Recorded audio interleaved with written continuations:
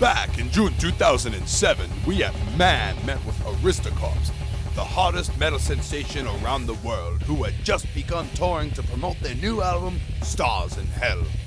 We sat down with the band right before their concert at the living room, and they had this to say.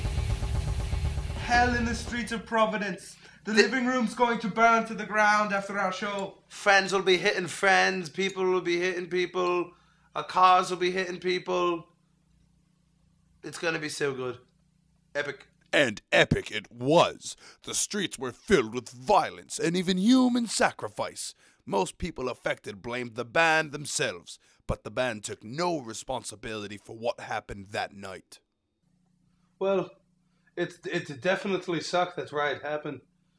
We play a show in Providence, and halfway through, I mean, fires were getting lit, you know, bottles were getting thrown, people were getting eaten. It was disgusting. But the rest of the band had a different story. All Moses' fault. Moses writes the songs. Moses controls me. I just play one beat the whole time. I'm the drummer. I just go da da da da da da da da, ting bling, whatever he wants. I don't want people going out beating up old little old ladies and burning babies and eating babies or whatever Moses is talking about. It's all, every time it's Moses.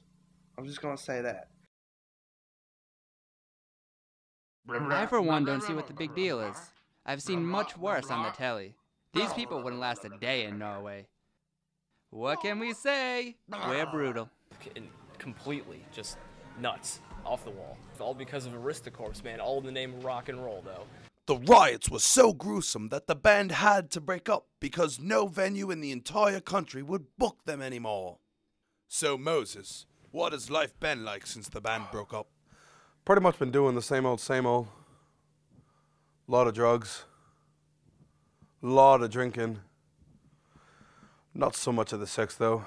So tell us about what happened to your bass player, Fart. You know, it has been told that he went on a killing spree, killed upwards to 17 to 40 people, and then one person bled on him, he got AIDS and instantly died. I just miss him so much sometimes. Once we were gone, he just seemed to spiral out of control and he just snapped.